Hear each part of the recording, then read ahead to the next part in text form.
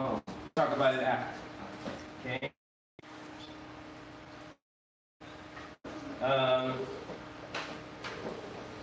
All right.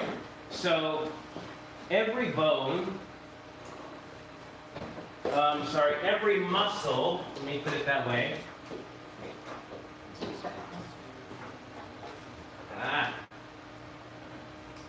Every muscle is going to have an origin. I need whoever's making any noise to stop, please. Okay? It's going to have an origin and an insertion. Now, connected to this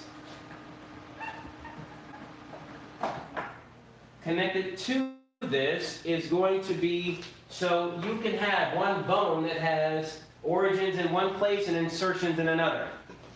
The origin is where the muscle begins, and the insertion is where it connects to where the muscle has its end. Do you understand? Every muscle, and this kind of muscle that I'm talking about is skeletal muscle. Now, we said that there are how many kinds of muscles? This is the test. Three main. Not three main, only three. 1, 2, 3 kinds of muscles. What's the first kind of muscle? Skeletal. Oh, open book. You got that one. Okay, skeletal it is. Muscle. Okay, what's the second kind?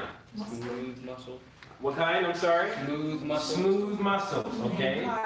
And cardio muscle. Okay, and cardiac. Cardiac. Okay. Cardiac just means heart. Okay. And so there are 3 kinds of muscle in the human body. All right? And the skeletal muscle means that this muscle is associated with what? The skeletal. The skeletal system. This is the muscles of movement. Little girl, quiet. The smooth muscles, what muscles are those? The digestive system, your Yes. intestines, heart. esophagus. Everything else, except for your heart.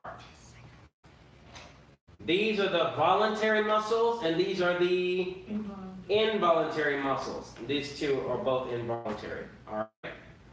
And so every muscle that's skeletal has an origin and it's connected. So every muscle connects. The connective tissue is where it's at the ends of where they insert and where they originate. You got that? All right. And so when you're dealing with the muscles, every muscle has what's called a muscle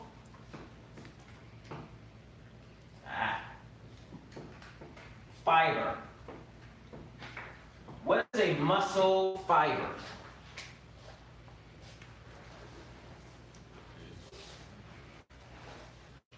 Actually, I need to borrow.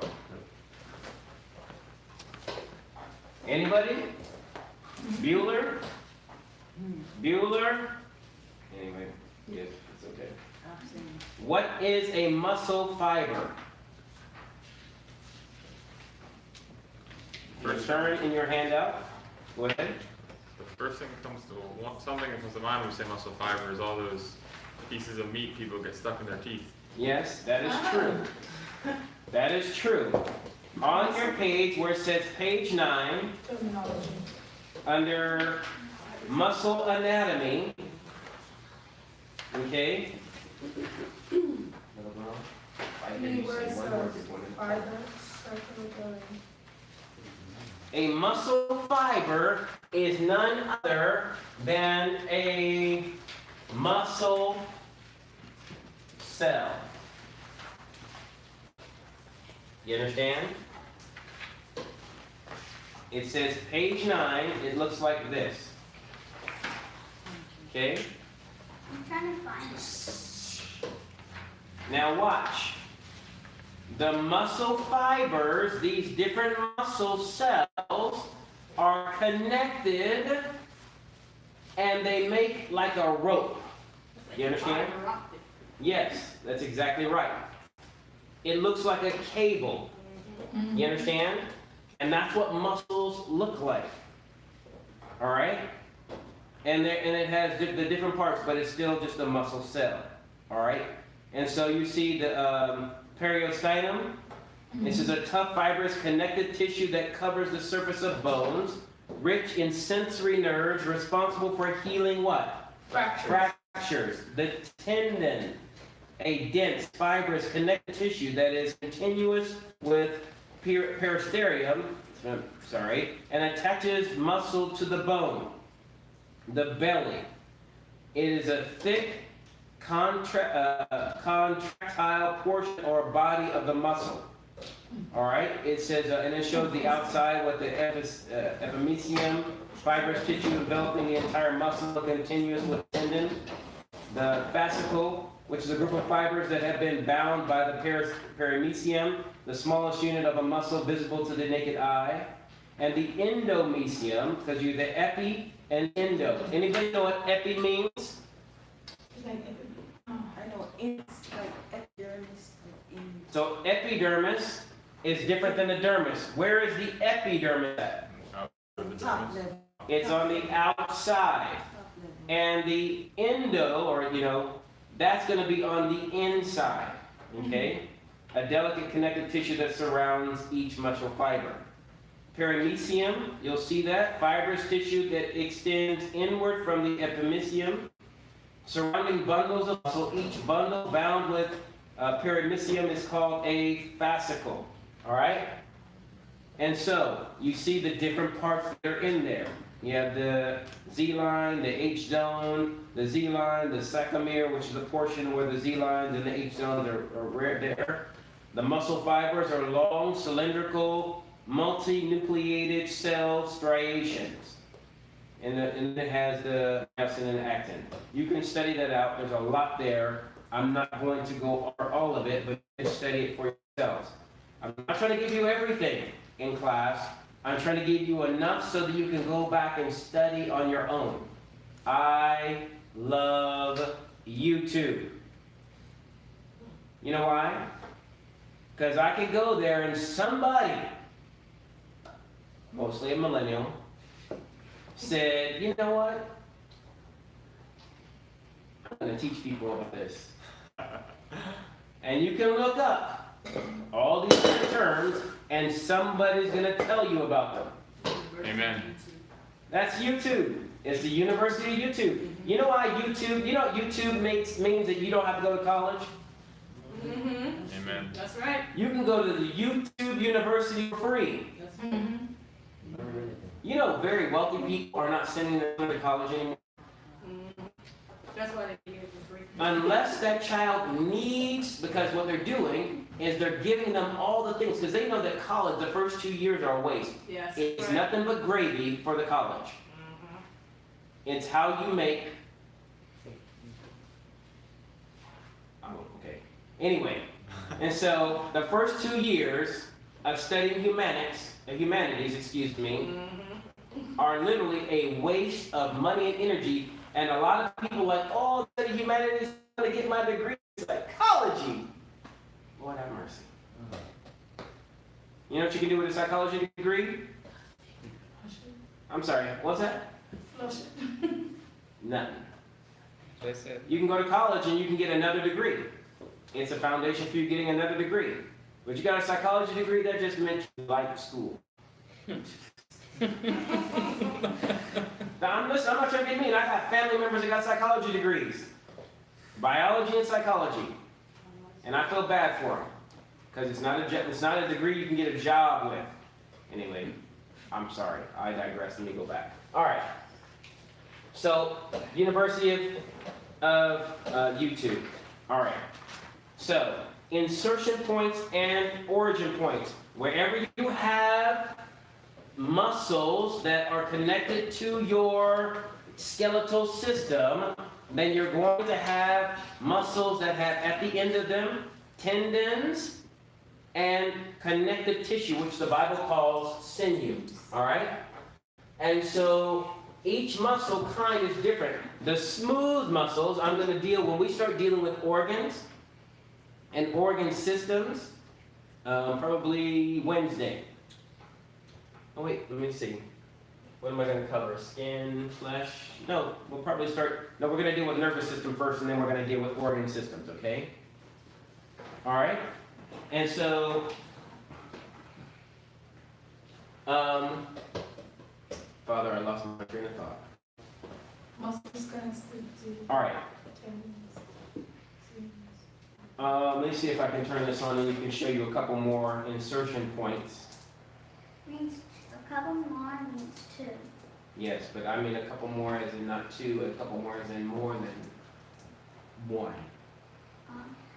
Sorry. Because 2 together can make up many more. All right.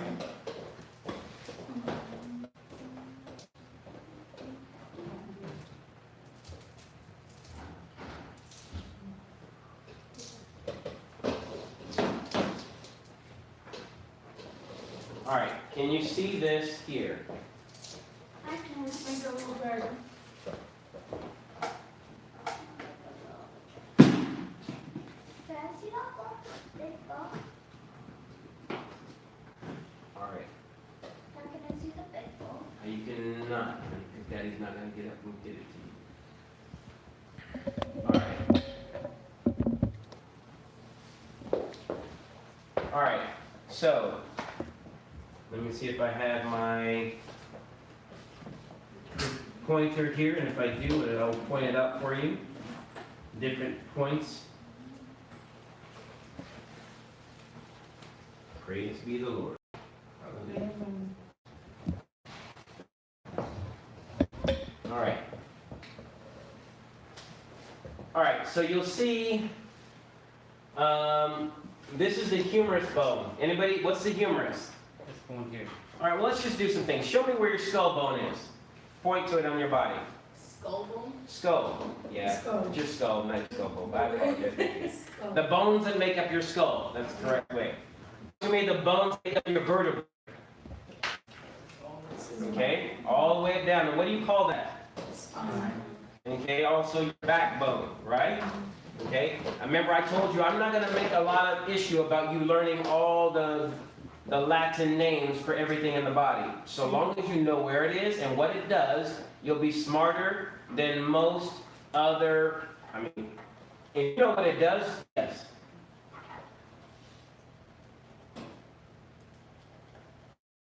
If you want to, if you'll be smarter than many individuals who have degrees, if you just know what it does. You understand? Practical use, far better than just intellectual knowledge. All right, and so show me where your femur is. Nope, femur, thigh bone, okay? The bone in your thigh, that's what you might call the thigh bone, okay? Show me where your line bone is. Show me where the bone in your body that's a liar. A liar? It's named after a liar. Fibula. Show me your fibula. Your fibula, you have 2 bones. You have 2 bones in your lower leg. One is called the fibula, and one's called the tibia. Okay. The tibia is the strongy one. The normal one that breaks, when anybody breaks their leg, is the fibula. It's the lying bone. Sorry. Anybody show me where your patella is? It is also known as your kneecap. Patella is the kneecap, right? Yes. All right. Anybody know where their coccyx is? Yeah, babies. Anybody who had a baby, they know where their coccyx is. That's your tailbone. Yep. Right? All right, your tailbone. Okay. And so, okay, show me where your metatarsals are. Okay. Metatarsals are these bones here.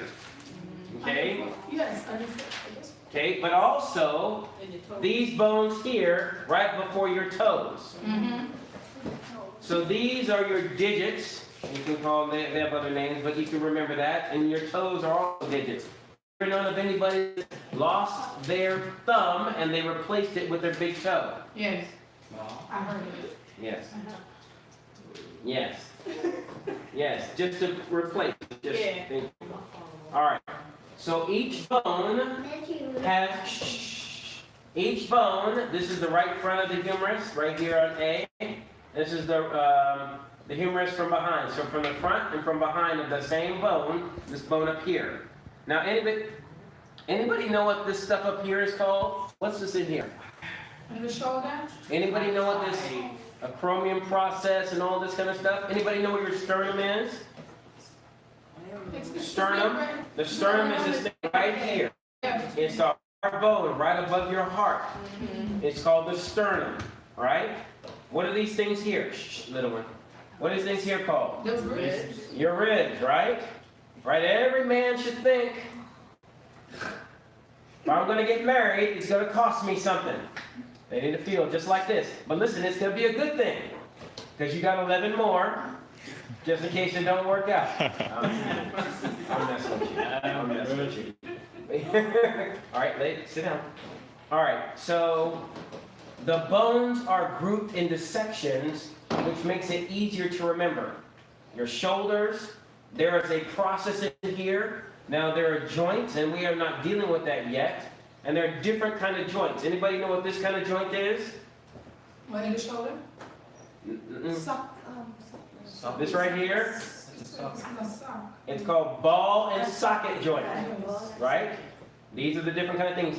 These are the places where your bones connect. There are different kinds of ways that they connect. All right, the insertion and the origin, and on here it's showing you different ones. And so common extensor, its origin is here. It says this here, common flexor origin, that's the name of the muscle. And it says the lateral head of your tricep is here. It says your deltoid muscle connects here. Your teres minor, your infraspinatus, your supraspinatus, infra and supra, that just means one is above the other. I need you to be quiet with that.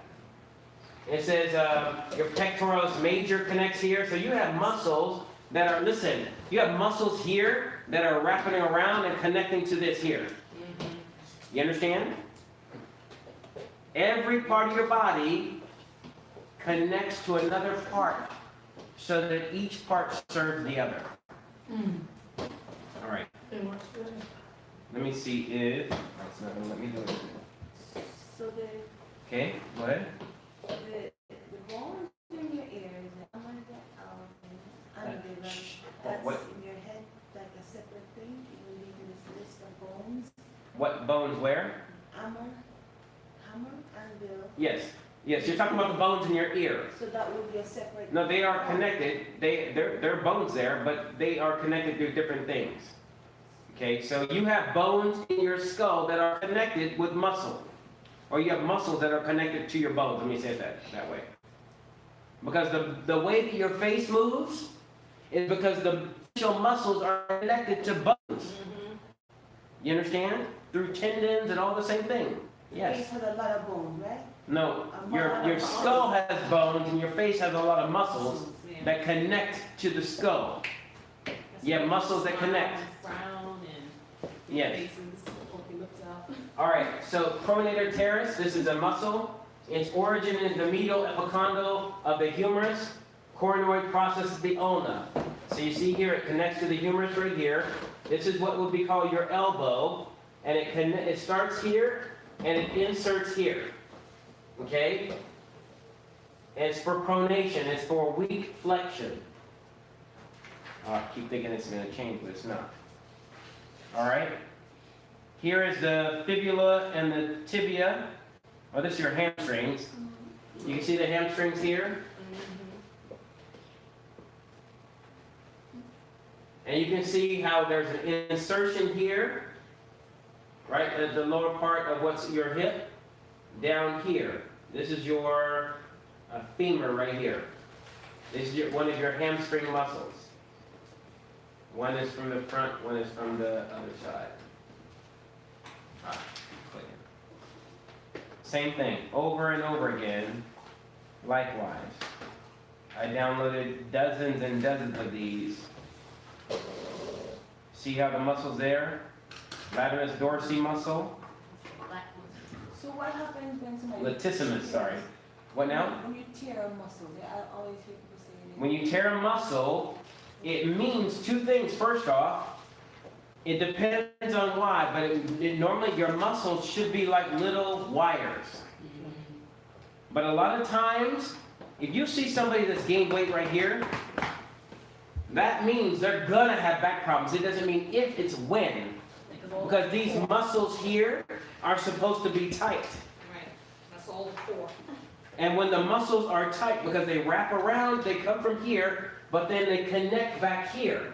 And when they get loose, and they allow, because there are different things that are going on, normally, the person, you can know, if you have this, they don't run and exercise. They may work, but they're not active cardio-wise, generally speaking. It's very rare. But this, to get this, it takes time. To get a belly, it takes time. You can go 20 years eating crazy. And if you're active, you're not gonna know nothing. But you keep eating that way and not be active, and 20 years later, double your size. Right here. You understand? Yes, sir. If we are to go forth as medical missionaries and we encounter someone in that condition, what counsel would we give them, or what counsel would you give us as to their treatment or direction? Well, the first thing that you want to do is you never start just to like tell people, okay,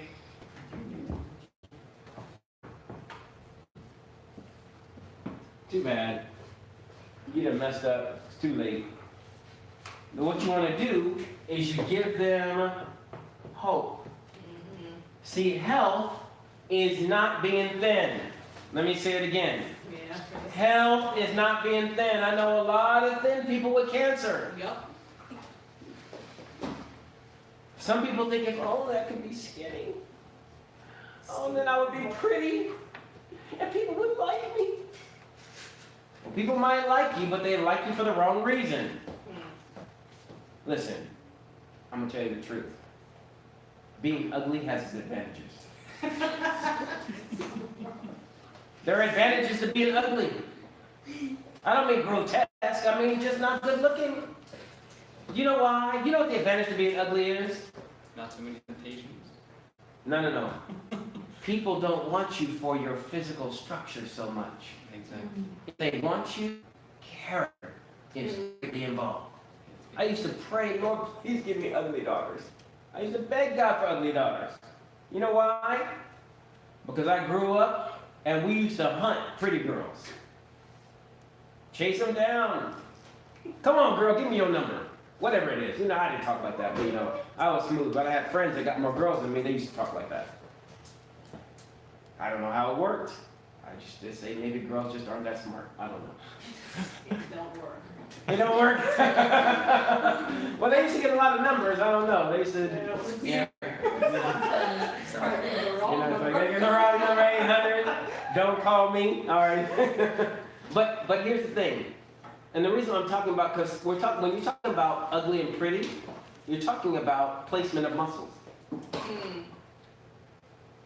You understand that? Bone structure and muscles. Symmetry. Yes. Isn't the skin? The skin is just the covering, brother.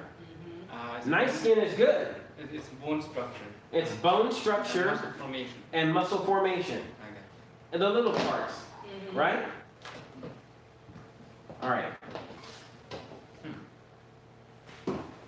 Pectoralis minor. Pectoralis major. Major just means the larger muscle. Minor means the smaller one, which is underneath. You have layers of muscle. All right? When we talk about the stomach, I'm going to show you something just for an example.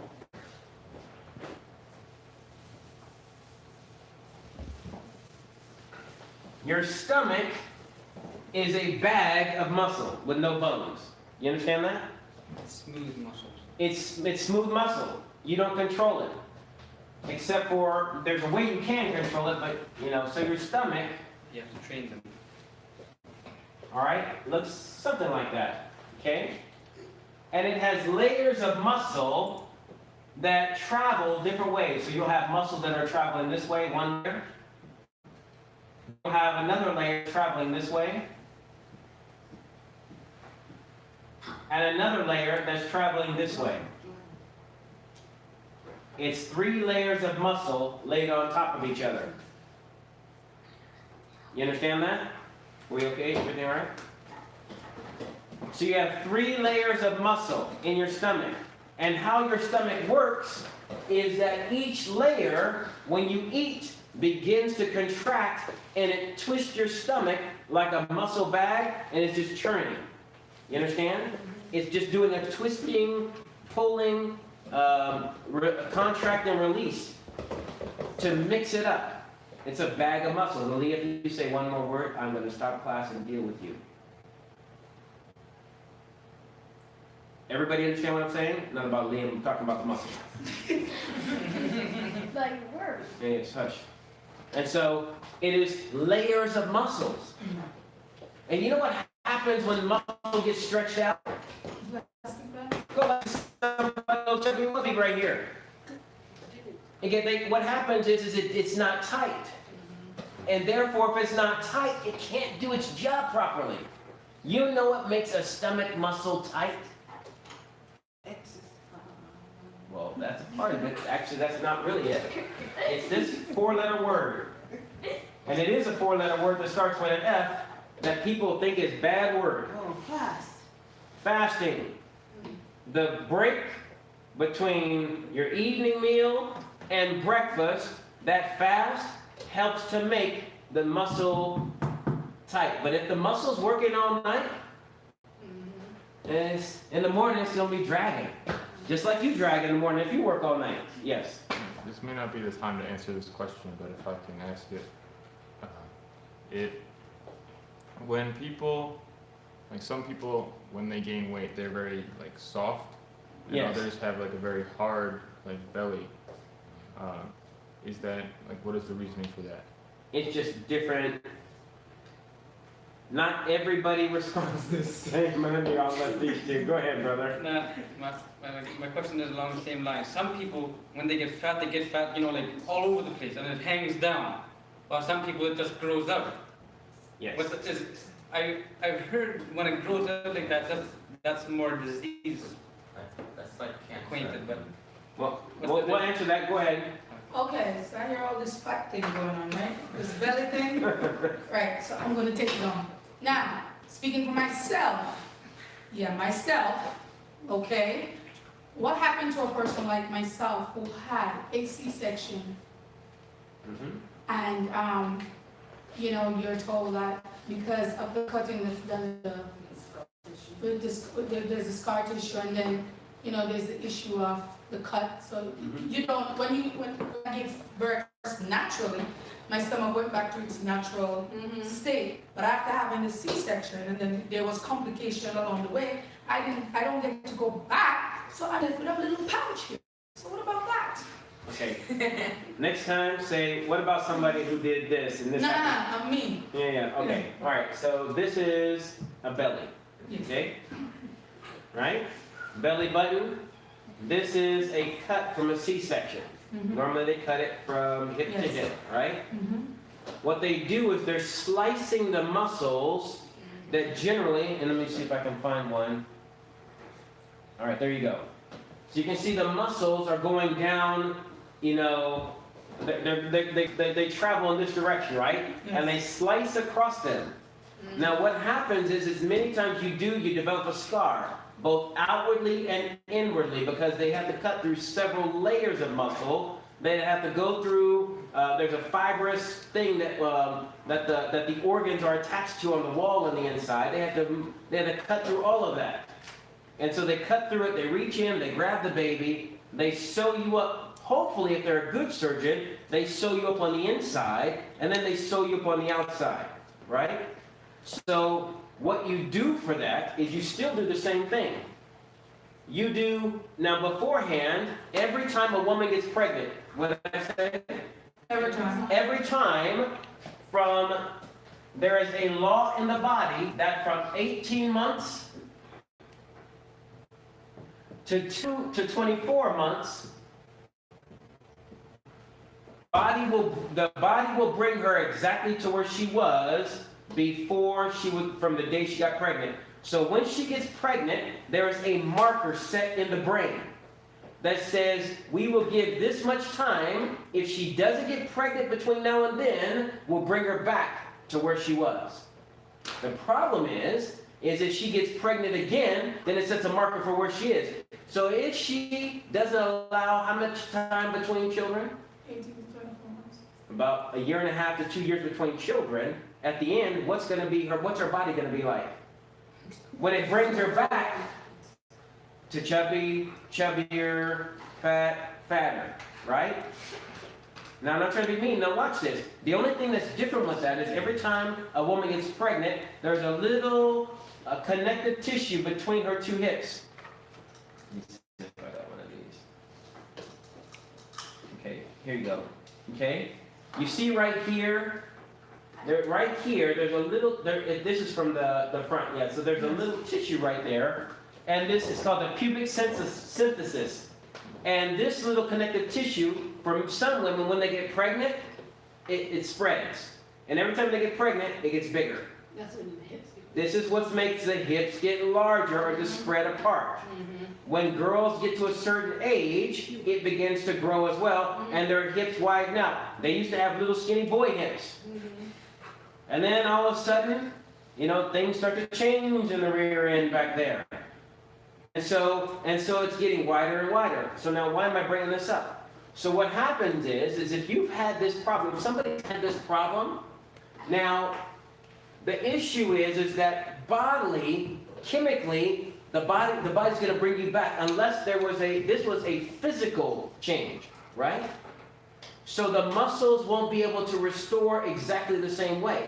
So how do you help? Two things. She must aid the body in restoration. By doing things that make the core tighten. How do you tighten the core? Exercise. Okay, that explains it. Hold on one second. Go ahead. I was going to ask because my mom, I come from a big family, and she didn't have that much time between her children. Yes. And so now watch this, the marker. Now it's very important because the marker is made where? In the brain. In the brain, yes. It marks time, the time of life. And it adds 2 years to that child, and it's doing so to preserve the life of who? Mom. So what do you do for a woman? Hold on one second. How do you fix that? Especially the scar. Let me give you the thing that helps to fix scars. It's the scar fixer. Vitamin E. Vitamin E oil externally and vitamin E internally. Actually, you use it while you're pregnant. You use it while you're pregnant. Now watch this. Young girls and young men too, whose bodies are growing. Some young men, when they're growing, they're working out when they're younger, and they get stretch marks on their arms, stretch marks on their chest, stretch marks on their legs, because they were developing muscle faster than their skin could stretch naturally, and so the skin stretched and it left these scars. Stretch marks is what you call them.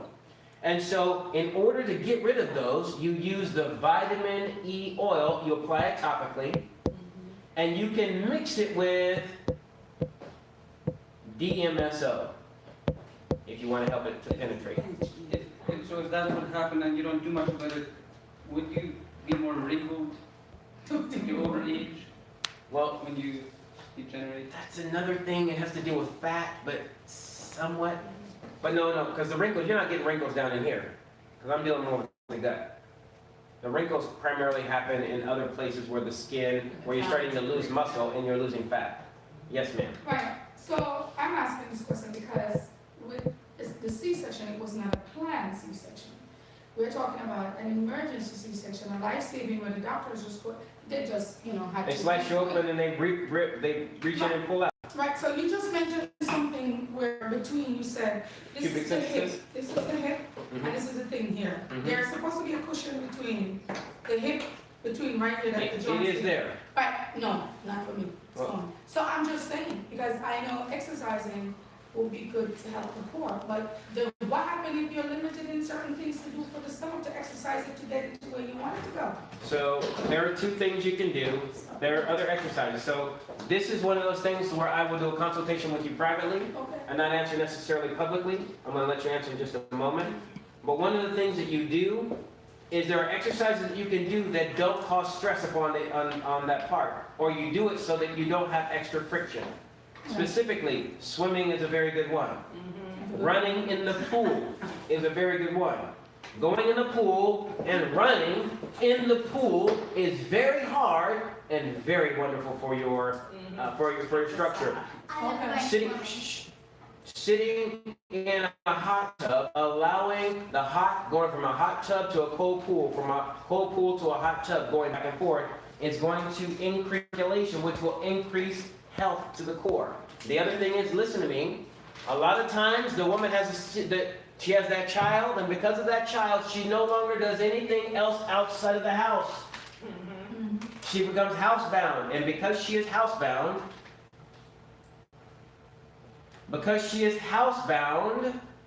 she's gonna get fat. I'm not saying your mom. See? Everybody in here thinking about their mom or themselves, and trying to say, oh Lord, let's get back to class. Sister. Yeah, I was gonna say, every pregnant woman experiences where their abdominal muscles separate. So, no matter if you had a C-section or not, if you had a natural birth, the muscles that make your ab muscles separate because now you made room for that baby. So every woman, regardless, has to again. So not because of C-section. I mean, it's an additional, problem because of the scar tissue, whatever. But it's not impossible. It's really just strengthen that core and getting the muscles back aligned. And there's exercises that can be done to help align the ab muscles back. Because there's a big separation between you have 6 abs and stuff like that. But there's a space in between when you get pregnant that becomes separated. So, but there's ways to get it back. It takes a little bit, but yeah. All right. So I want to bring this down, okay? We could talk about the muscles and all these different things, but the one point I wanted to do, the one thing I really, really wanted to do was to show you. So vitamin E oil, and I talked about vitamin E oil and something called DMSO, are two things you can use because you want to penetrate into the deep layers. Something else that's very good for scar tissue is, what's that oil that I bought that I was telling you about, that I got, and I gave you a little bit. It's very, very thick. You said you made Castor oil? castor oil. Yes. Castor oil is also very good for scars. Yeah. Okay? I read stories about a lot of missionaries who just had tons of castor oil and did amazing things. Yes. And specifically, warm castor oil. Placed on something that will stay in place for a length of time. You understand? It is a softener of hard skin, hard sections. All right? All right, so I'm going to stop. Muscles. Look, study your muscles is what I wanted to share with you on this. Okay. You want to know more on how to help? Study the muscles. So when we come back, we're going to deal with the nerves and then the skin as we continue to go through. Are there any questions?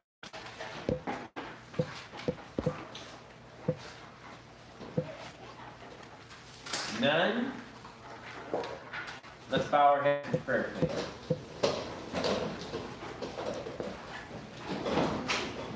Father in heaven, Lord, we again surrender our hearts and ask for your grace.